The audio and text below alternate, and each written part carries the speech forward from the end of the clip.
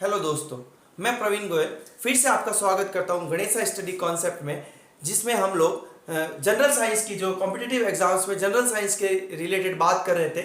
उसी में हमारी जो क्लास चल रही थी, कल कंटिन्यूस क्लास चल रही थी, जिसमें हम लोग कल जो है वो यौगिक के बारे में पढ़ रहे थे कि यौगिक क्या होते हैं और कुछ महत्वपूर्ण यौगिकों के बारे में मैं आप लोगों को समझा चुका हूं। आज मैं कुछ और एक दो तीन ऐसे इंपॉर्टेंट यौगिक के बारे में बताने जा रहा हूं आपको, जिससे रिलेटेड जो है कॉम्पिटिटिव एग्जाम में प्रश्न आते हैं। तो देखिएगा, आज हमारा जो पहला यौगिक है उसके बारे में बात करते हैं। वो कहलाता है अम्लगम।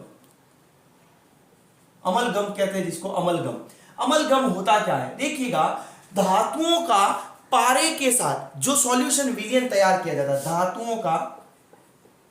धातुओं प्लस पारा। पारा एक मरकरी जो धातु ही है, परंतु क्या होता है, लिक्विड फॉर्म में होता है। धातुओं का पारा के साथ जो सॉल्यूशन बनता है विलयन, वो क्या कहलाता है?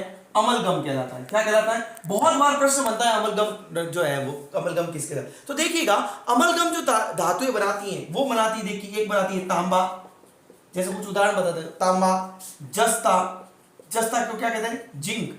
ठीक है सर। मैग्नीज, चांदी, ये सारे क्या होते हैं? मैग्नीज को सिंबल है Mn, चांदी का आपको भी पता है Ag, तांबे का Cu। तो ये सारी जो धातुएं होती हैं, ये पारे के साथ जो विलयन बनाएगी उसको हम क्या कहेंगे? जैसे तांबा बनाया तो तांबे का अमलगम, जस्ता ने बनाया तो जिंक अमलगम, मैग्नीज ने बनाया तो मैग्नीज अमलगम, चांदी ने बनाया तो चांदी का अमलगम। ये अमलगम बनते हैं। अब देखिएगा कुछ अपवाद। लोहा कभी भी, ये याद रखिएगा, लोहा जो है कभी भी पारे के साथ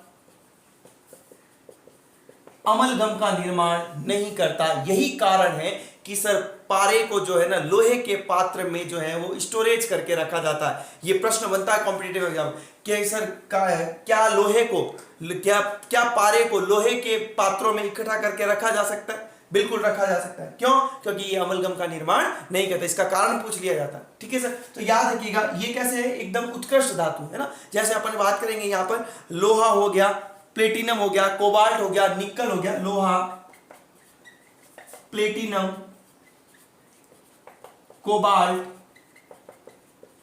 निकल, ये सारी ऐसी उत्कृष्ट धातुएं हैं जो पारे के साथ अमलगम का निर्माण नहीं करती। तो याद रखिएगा, अमलगम क्या? धातुओं का पारे के साथ विलयन क्या कहलाता है? अमलगम कहलाता है। अब मैं दूसरी जो आपके इंपॉर्टेंट यौगिक के बारे में बताता हूं। याद रखिएगा, अम्लराज। अम्लराज मोस्ट इंपॉर्टेंट, इसको एक्वारेजिया कहा जाता है। सॉरी, एक्वारेजिया होता क्या है? यहां एक्वारेजिया क्या है, कहां काम आता है? तो देखिए, धातुओं को पिघलाने में, जैसे महत्वपूर्ण धातु जैसे सोना, चांदी, है ना। अब होता क्या है, देखिए HCl और HNO3, इसको बोलते हैं हाइड्रोक्लोरिक अम्ल, हाइड्रोक्लोरिक अम्ल, और इसको बोलते हैं नाइट्रिक अम्ल। क्या बोलते हैं? नाइट्रिक अम्ल। इनका जब 3:1 के रूप में जब लिया जाता है, रेशो कैसा रखना है? फिक्स रेशो, 3 भाग हाइड्रोक्लोरिक अम्ल और 1 भाग नाइट्रिक अम्ल को जब मिक्स किया जाता है, तो उस मिक्सचर को, उस मिश्रण को क्या बोला जाता है? एक्वारेजिया या अम्लराज। यही से प्रश्न बनता है कॉम्पिटिटिव कि सर अम्लराज में नाइट्रिक अम्ल और हाइड्रोक्लोरिक अम्ल का जो है वो अनुपात कितना होता है? अनुपात याद रखिएगा, 3:1। तो देखिए, याद रखिएगा, 3 से लेकर आते हैं 3 कौन से? जिसमें 3 अक्षर है वो 3 अनुपात में लिया जाता है। ट्रिकली याद रखिएगा, जिसमें 3 अक्षर है वो 3 भाग, बाकी का अगला कितना? 1 भाग आपको याद रखना है। तो 3 भाग और 1 भाग। देखिए, ये जो है काम कहां आता है? तो देखिए, सोना जो महत्वपूर्ण महंगी धातु है, चांदी, प्लेटिनम, इतनी महंगी जो धातुएं होती हैं, वो धातुएं क्या करती है? एक्वारेजिया में घुल जाती हैं। इसी कारण से एक्वारेजिया का जो उपयोग है वो इन धातुओं के परीक्षण में किया जाता है। कहां किया जाता है? इन धातुओं के परीक्षण में किया जाता है। आपको पता होगा, तो देखिएगा, यहां से एक प्रश्न बना है कई बार कॉम्पिटिटिव एग्जाम्स में, कि जो सोने का मापन होता है, सोने का है, हीरे का जो मापन होता है, सोने का हुआ, हीरे का हुआ मापन, वो किया जाता है कैरेट में। किसमें किया जाता है? कैरेट में मापन किया जाता है। देखिए, शुद्ध जो सोना होता है, शुद्ध सोना, वो होता है 24 कैरेट। कितना होता है? 24 कैरेट। परंतु शुद्ध सोने के कभी आभूषण नहीं बनते। आभूषण बनते हैं सदैव हमेशा, याद रखिएगा, 22 कैरेट। कितने का? 22 कैरेट। यानी हम कहेंगे 22 कैरेट का मतलब 22 भाग सोना और 2 भाग जो है उसमें तांबा या चांदी को क्या किया जाता है? मिलाया जाता है। यहां से याद रखिए 22 कैरेट सोने का मतलब होता है प्योर सोना नहीं होता, उसको ज्ञात किया जाए तो 22 कैरेट सोना होगा और अपन कहेंगे 2 भाग जो होगा वो क्या होगा? तांबा या चांदी होगा। तो ये एक्वारेजिया का कुछ इंपॉर्टेंट बात थी। चलिए अगले यौगिक की बात करते हैं अपन, सल्फर, अधातु सल्फर। ये कैसी होती है? अधातु रहती कैसे? S8 की फॉर्म है। सल्फर के 8 अणु जब आपस में जो है वो मिलकर के रहते हैं, इसे सल्फर। देखिएगा सल्फर को जो है वो तांबे का नाशक भी कहा जाता है। यानी जब तांबे को सल्फर के साथ रिएक्शन करवाई जाती है ना, तो ये क्या करता है? तांबे के सारे गुणधर्मों को समाप्त कर दी। इसको क्या बोला जाता है? तांबे का नाशक। किसको बोला जाता है? सल्फर को बोला जाता है। ठीक है सर। अब देखिए सल्फर का यूज दैनिक लाइफ में कई बार प्रश्न होता है। जो लहसुन और प्याज होते हैं, लहसुन व प्याज, इनकी जो कड़वाहट होती है, कड़वाहट,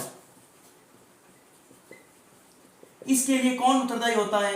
सल्फर उत्तरदायी होता है। यानी इनमें उपस्थित सल्फर के कारण इसमें क्या होती है? कड़वाहट होती है। और लहसुन और प्याज की जो गंध है, जो तीक्ष्ण गंध आती है, उसके लिए उत्तरदायी होता है पोटेशियम। ये याद रखिएगा, बहुत अच्छे प्रश्न है।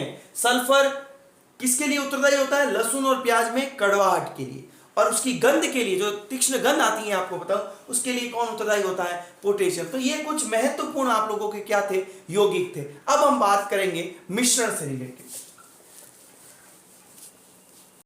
चलिए अगली बात करते हैं, जो अपन रासायनिक आधार पर जो वर्गीकरण कर रहे थे, उसमें हम लोग बात कर रहे थे अशुद्ध पदार्थ, या हम कहेंगे मिश्रण। मिश्रण क्या होता है?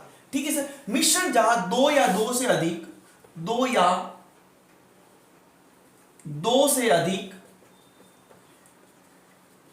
तत्व या यौगिक अनिश्चित अनुपात